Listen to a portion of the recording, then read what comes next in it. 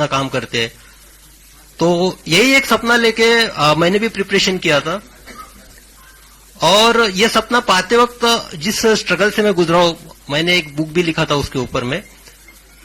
तो रॉकेल के दिए के नीचे पढ़ाई करते हुए मैं यहां तक पहुंचा था, और आईपीएस बनने के बाद ये सबसे बड़ा लम्हा था मेरे परिवार वालों के लिए। फिर उसके बाद आईपीएस के बाद मुझे बिहार कैडर अलॉट हुआ, मैं बिहार में आया। उसके बाद मैं लगातार 18 साल तक भारतीय पुलिस सेवा में कार्यरत रहा।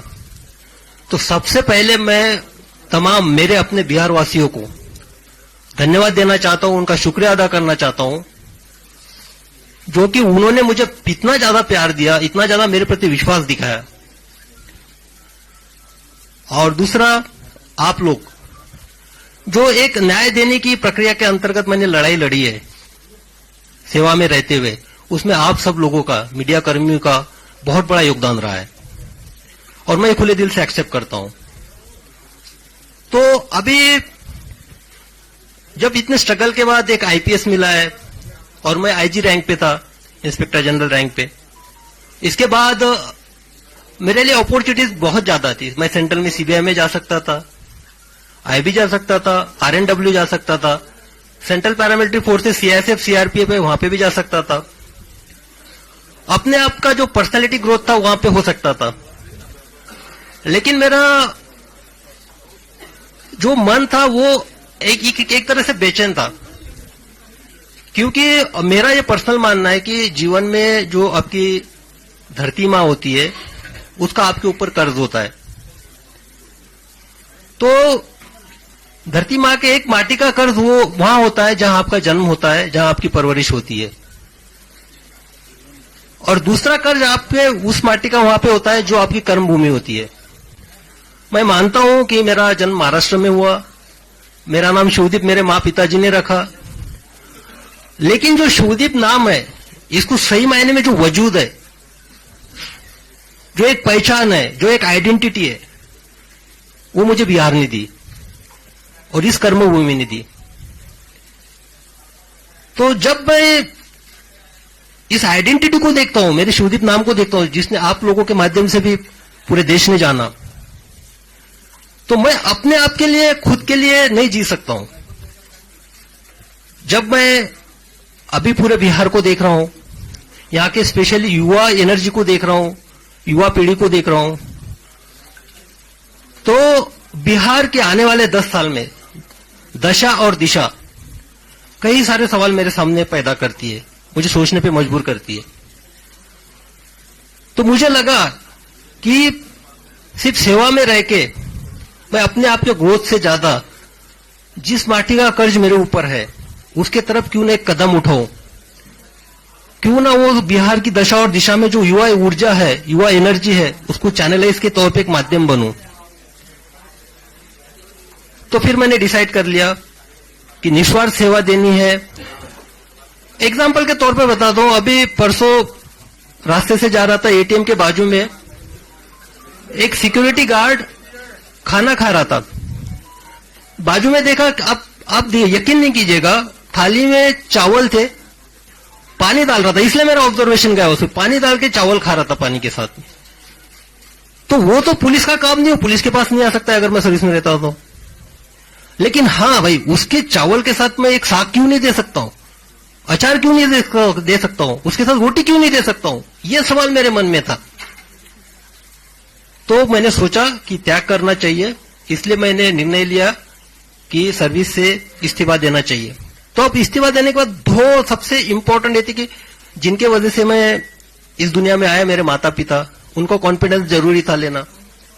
मेरे पिताजी अभी इस दुनिया में नहीं है। जब मैंने माता से पूछा कि मेरी ऐसी ऐसी इच्छा है, मैं बिहार के युवाओं के लिए कुछ करना चाहता हूं और मैं नौकरी से त्यागपत्र देना चाहता हूं, जैसा यहां पे हर कोई सोचता है, मां का पहला रिएक्शन ये था कि अरे तुझे पेंशन तो मिलेगी ना। तो मैंने बोला नहीं, पेंशन के लिए तो मुझे और 2 साल वेट करना पड़ेगा। तो बोले 2 साल, लेकिन तुम अभी क्यों करना चाहते हो? मैंने बोला कि नहीं, मेरी अंतरात्मा की आवाज है ये कि मुझे अभी करना चाहिए, ये सही समय है। और दूसरी जो जिम्मेदारी, उसने फिर बोला कि नहीं, आप किसी का दुख दर्द बांटने के लिए जा रहे हो, जिसने तुमको पहचान दी वहां आप कीजिए। दूसरा जो रिस्पॉन्सिबिलिटी था जो मेरे वजह से मेरे लाइफ में है, एक तो मेरी पत्नी डॉक्टर ममता और मेरी बेटी वहां पे अर्रा जो बैठी हुई है, तो इनकी जिम्मेदारी भी एक होती है, तो इससे भी मैं भाग नहीं सकता था। जब मैंने मेरे पत्नी से पूछा कि ऐसा ऐसा मैं करने जा रहा हूं, तो क्या आप मुझे साथ दोगी, तो उसने हमेशा से मेरा साथ दिया है। उसने बेहिचक बोला कि आपको जो करना है कीजिए, बेटी की रिस्पॉन्सिबिलिटी मैं संभाल लूंगी, मैं सब कुछ देखूंगी। तो जब मुझे दोनों साइड से क्लियरेंस मिल गया, मैंने रिजाइन कर दिया और यहां पे मैं आपके सामने आज एक आईपीएस के तौर पे बैठा हूं, आपसे बात कर रहा हूं। अब मैं करने क्या जा रहा हूं, ये सबका सवाल है, सब पूछ रहे थे क्या करने वाले हो। तो मैंने पहले बताया था कि बिहार की जो दशा और दिशा 10 साल के बाद मुझे दिखाई दे रही है, वो मुझे बेचैन करती है, डिस्टर्ब करती है। लेकिन आप देखिएगा कि युवा एनर्जी, बिहार की युवा एनर्जी, आप ब्यूरोक्रेसी से लीजिएगा, देश के ब्यूरोक्रेट्स देखिएगा, आईएएस आईपीएस से लेके देखिएगा, डॉक्टर इंजीनियर देखिएगा, army, navy, air force, specialise scientist, सब तरह देखिएगा आप, सबको सब तरफ आपको बिहार की युवा दिखेगा, बिहार का टैलेंट दिखेगा। वाइफ मेरी एक इंडस्ट्री चलाती है, वहां पे जब भी स्किल्ड काम होता है या तो हार्डवर्क का काम होता है, वहां पे बाकी लोगों की हिम्मत नहीं होती है, लेकिन वहां पे बिहार का स्किल्ड आदमी काम करता है, स्किल्ड इंजीनियर वहां पे आता है। तो मुझे ये महसूस हुआ कि जो बिहार देश के निर्माण में, देश के भविष्य में इतना योगदान करता है, हर फील्ड में करता है, बाहर में करता है, लेकिन बिहार के अंदर में क्यों नहीं? बिहार में जो युवाओं का जो सिचुएशन है वो स्टेटस को क्यों है, यानी जैसे थे सिचुएशन में क्यों है? तो मुझे इस सवाल का जवाब खोजना है, इसलिए मुझे लोगों के बीच में जाना है, युवाओं के बीच में जाना है, उनसे मुझे जानना है। और मैं जा इसलिए भी रहा हूं कि मुझे हजारों मैसेजेस आते हैं, युवा जो है मुझे या तो एक प्रेरणा के तौर पे देखते हैं कि रोल मॉडल के तरह के मुझे इस तरह से बनना है, और दूसरा एक उम्मीद भी रखते हैं कि मैं समाज के लिए कुछ करूंगा। तो युवा, तो उनके जो मैसेजेस होते हैं उनका एक बेसिक ये रहता है कि सर हमको आपसे मिलना है, हमको आपको हमारी समस्या बतानी है, हमको हमारे आइडियाज आपसे शेयर करने हैं, हम क्या करना चाहते हैं हमको बताना है। तो मुझे लगा कि मैं तो अभी उसी फील्ड में था, यानी ब्यूरोक्रेसी में था, टेबल के इस पार था। तो टेबल के इस पार अगर बैठ के सुनूंगा तो कोई मतलब नहीं है, तो और उनको बुलाऊं मेरे पास, ये भी कोई मैटर नहीं करता है। तो मैंने डिसाइड किया कि उनके पास जाना चाहिए, जो धरातल से मुझे मैसेजेस आते हैं, जो मेरे साथ कम्युनिकेट करते हैं, जो संदेशा भेजते हैं, उनको मिलना चाहिए, डायरेक्ट मिलके उनसे समझना चाहिए कि क्या हो सकता है, उनकी सोच क्या है, सोच में बदलाव कैसे लाया जा सकता है। तो एक एक उसी तौर पे मैं अभी निकल पड़ा हूं, युवाओं से मैं मिलूंगा। और इसके मेरे जो एक रन फॉर सेल्फ है, एक रन फॉर सेल्फ ये मेरा इंडिविजुअल है, मैं निकल रहा हूं मिलने के लिए। तो इसमें मेरे 3 प्रिंसिपल्स है बेसिकली।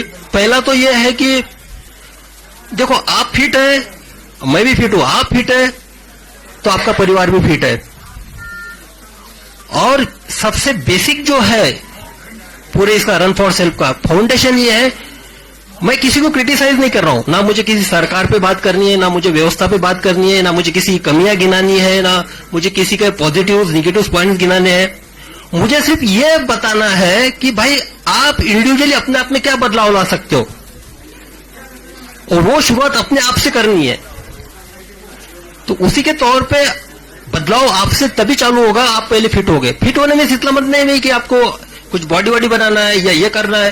फिट मीन्स आप फिजिकली कितने फिट रह सकते हो। मैं भी जो सेवा दे पाया हूं फिटनेस के तौर पे दे पाया हूं, एक निरोगी के तौर पे। इसलिए मेरे एक इसका पार्ट ये भी है कि मैं 20 किलोमीटर दौड़ूंगा, जो पूरे बिहार का मेरे सामने एक प्लान है, उसके हिसाब से मैं 20 किलोमीटर एक जगह दौड़ूंगा, बाद में दूसरे डिस्ट्रिक्ट में दौड़ूंगा, हर जिला को मैं टच करूंगा।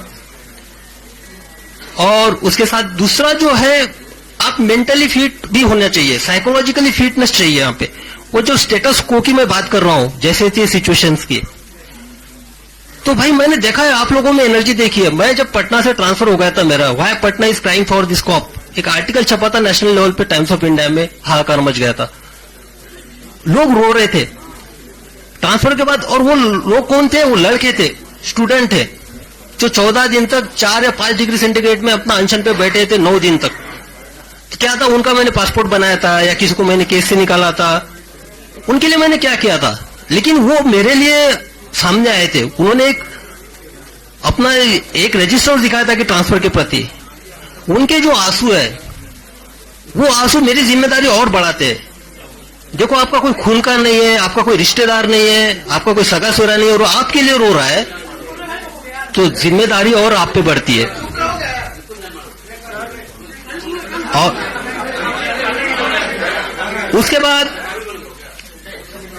तो मुझे ये जानना है कि जो एक डेडिकेशन है, एक साहस है, जो मुझ में मैं युवाओं में भी देखना चाहता हूं, इसलिए उनको साइकोलॉजिकली भी फिट देखना चाहता हूं।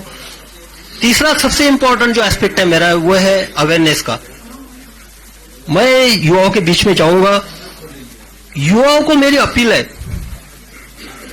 देखिए, ये अगर 10 साल हम अपने आप में बदलाव नहीं लाएंगे तो आगे वाली 10 पीढ़ियां हमको माफ नहीं करेंगी। शायद आपको माफ कर देंगे, लेकिन मैं जिस इंटेंशन से निकला हूं, मुझे लगता है कि मैं तो पाप कर रहा हूं फिर, अगर मैं कुछ नहीं कर पाया तो।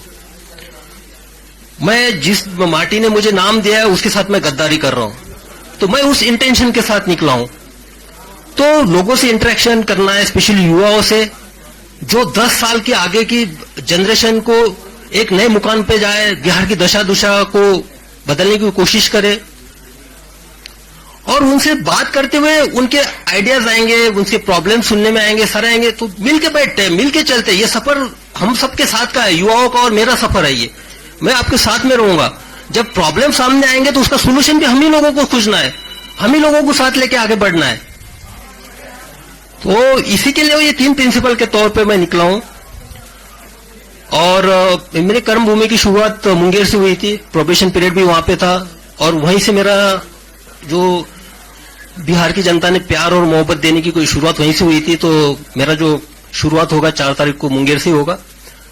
मैं कुछ नहीं करने वाला हूं, मैं सिर्फ लोगों से मिलना हूं, उन सुनने जा रहा हूं, बस उनके पल्स देखना चाहता हूं, वो क्या कहते हैं, क्या है उनकी एक्सपेक्टेशन है, क्या करना चाहिए, क्या होगा कि ये जो दशा और दिशा बदल जाए, क्या होगा कि जो हम भारत निर्माण में, बाहर के सब स्टेट के निर्माण में इतना आगे है, लेकिन यहां पे क्यों नहीं है। तो ये एक है। उसके बाद देखिए, मेरे जब भी मैं एसपी था तो आप सबको पता है, सबने कवर भी कर लिया। एक तो क्या, मैं जिस चेयर पे बैठा था, सामने वाला जो कंप्लेनेंट जिस चेयर पे बैठेगा उसी चेयर पे मैं बैठा था। मैंने कभी भी टॉवेल वाली चेयर और ये चेयर पे एसपीशिप में मैं बैठा नहीं हूं, क्योंकि वो समानता होती है। ये जो है सिर्फ एक एडमिनिस्ट्रेटिव, में वहां पे पोस्ट पे था, लेकिन मेरे लिए सबसे इंपॉर्टेंट था जिसकी मैं सेवा दे रहा हूं, उसको भी फील होना चाहिए इक्वालिटी का। तो मेरे यूनिफॉर्म का एक ही प्रिंसिपल था, यूनिफॉर्मिटी इन एक्शन। मेरे सामने मैं इंसानियत को देखता था सिर्फ। मेरे लिए धर्म, जात, रिलीजन, उसका क्षेत्र, ये मैटर नहीं करता था, और सब लोग जानते ही। और दूसरा था यूनिफॉर्मिटी इन पर्सनैलिटी। मैं सबके लिए अवेलेबल था, जो अंदर था वो बाहर था, जो था मुंह पे था। तो वहां पे देखा, जब मैं मेरा दरवाजा ऑफिस का हमेशा खुला रहता था, कभी उसको डोर नहीं लगता था उसमें। जब ऑफिस से मैं निकलता था तभी डोर लगता था, तो मुझे सामने दिखाई देते थे। जब मैंने सब लोगों को इंटरेक्शन है, सीधा आप आइए, कंप्लेंट बताइए, किसी आपको मीडिएटर की लेने की जरूरत नहीं है, क्योंकि आपको आवाज आनी चाहिए, आपकी आवाज मुझे सुनना है, आपकी आवाज मुझे बनना है, फिर न्याय देने की कोशिश करनी है। तो इसी तरह मुझे लगा कि किसी के थ्रू नहीं बात करते, जो बात करनी है सीधा बात करते हैं। इसलिए एक ऐप डेवलप किया, और मैं बता देना चाहता हूं कि ये जो ऐप डेवलप किया उसका नाम है कनेक्ट विद शिवदीप, और वो बिहार के लड़कों और लड़कियों ने किया है।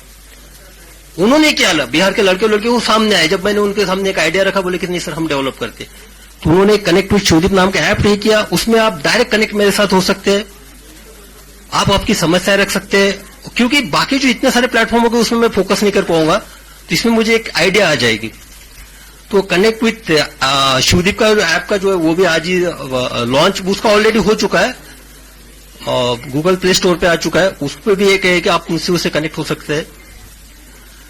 तो बस यही है। और एक कंक्लूडिंग रिमार्क मैं यही बोलना चाहता हूं, देखिए मैं सिस्टम की साइड में था, टेबल की साइड में, मैं सब जानता हूं, हर विभाग के बारे में सब जानता हूं मैं, क्या होता है क्या नहीं होता है, किस तरह से होता है, और उसका इलाज भी जानता हूं किस तरह से होना चाहिए, क्या नहीं होना चाहिए और कैसे काम करवाना है करके।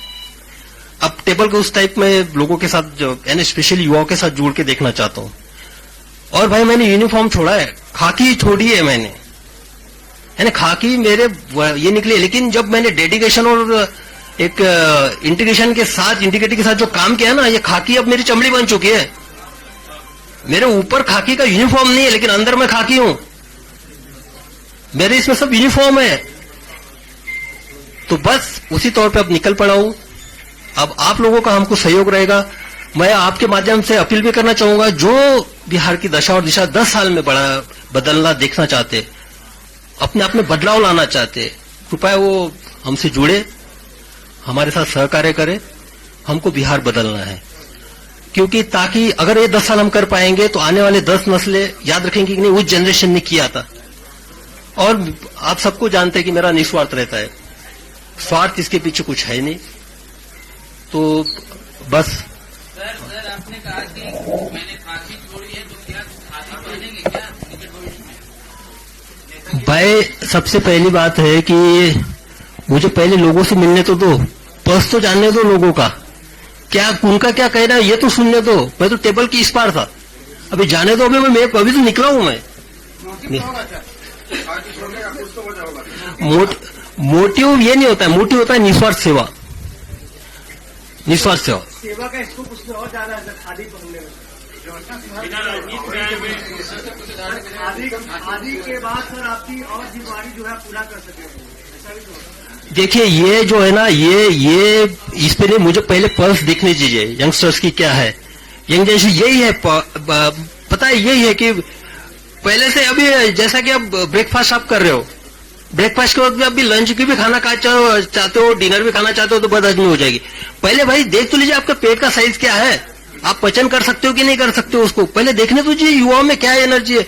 युवाओं का वो स्टेटस को में है ना फिलहाल में, जैसे थे में बाहर जाने के बाद एकदम ब्रॉड हो जाता है, और यहाँ आने के बाद एक उनकी मानसिकता के साथ ये हो जाता है, तो उसको एक करके वन बाय सामने आपको पता है कि बिहार में बेरोजगारी है, पलायन करते हैं लोग, बाढ़ का इलाका है, सारी समस्याएं आपको पता है। तो फिर ये जा करके लोगों से बात कर रहे, रिपोर्ट आपके सामने होगी, चीजों को देख सकते हैं, पढ़ सकते हैं, किसी पार्टी की विचारधारा होगी जिससे आप प्रभावित होंगे। घूमने का मकसद क्या है कि आप नेता बनने जा रहे हैं, चाहता हूँ आपका समस्या सुना है, जिला चुनाव लड़े, एक टारगेट होगा आपका। नहीं, ये आप गलत बोल रहे हैं कि किसी विचारधारा से आप प्रभावित होंगे उसी किसी पार्टी का, ये तो आपका भ्रम है भाई। हम किसी पार्टी की विचारधारा से प्रभावित नहीं है, हमारी अपनी विचारधारा है इंडिविजुअल। तो जो होगा हम अपनी विचारधारा के साथ जाएंगे। बिहार की युवाओं का आपको उम्मीद है सर, आप जानते हैं सर, आपका सर बिहार के विकास को लेकर बिहार के विकास का कोई तो माइंड होगा सर। बिहार के विकास का अभी पहले मुझे मिलने तो दो लोगों से, तो अब इसीलिए तो मैं निकल पड़ा हूँ। मेरे माइंड में क्लियर है, एक साइड तो मैं जानता हूँ, टेबल की इस साइड में जाता हूँ, वो मुझे पता है। आप हेल्थ सेक्टर लीजिए, एजुकेशन सेक्टर लीजिए, उसके बारे में मुझे पता है कुछ भी। क्योंकि आप खाकी पाने में थे और खाकी पाने हुए आप बिहार की जनता को बदल नहीं सकते थे, युवाओं को बदल नहीं सकते थे। अब दिक्कत आ रही है। दिक्कत तो स्पेशली अभी मैंने एक एग्जांपल बताया था सिंपल सा, वो जो है जिसके थाली में सिर्फ चावल और पानी से के साथ चावल खा रहा था, वो उसका पुलिस से क्या रिलेशन है? वो पुलिस के पास आएगा, उसका पेट भरना है ना मुझे सबसे पहले। हाँ, लिमिटेशंस तो नहीं बोल सकते। हाँ, आपने नौकरी छोड़ा, क्या लगता है कि नौकरी में रह करके आपको स्वतंत्र रूप से काम नहीं करने दिया गया और इस वजह से आपने छोड़ा, वजह क्या रही? और भविष्य में खादी या खाकी में, खादी तो आपने छोड़ दिया, क्या खादी की तरफ रुक करेंगे? मैं पहले क्लियर चुका हूँ, एक माटी का कर्ज उतारने के इसमें एक मेरा पहला कदम है, और मैंने खाकी छोड़ी है, मेरी चमड़ी खाकी की है, मैं खाकी रहूंगा, मेरा जो फंक्शनिंग होगा वो खाकी का ही होगा, एक्शन भी मेरा खाकी का ही होगा। ये जरूरी नहीं, मेरे कर्तव्य जो है खाकी में जो मुझे कर्तव्य सिखाए वही मेरे कर्तव्य होंगे। सर लेकिन आपकी बातों ये नहीं हुआ कि अब बदलने क्या वाले नौकरी क्यों छोड़ने पर ये सवाल उठता है। लोग क्या माहौल सही था आपके जैसे लोगों के लिए काम करने के लिए? नहीं, मैंने तो बताया ये मेरा सेल्फ डिसीजन था, व्यक्तिगत निर्णय था। आप क्या बदलाव करेंगे? नीतीश का विकास मॉडल आपको पसंद नहीं है? अरे भाई पहले हमको लोगों में जाने तो दीजिए, यंगस्टर्स में मुझे जाने दीजिए, यंगस्टर्स में।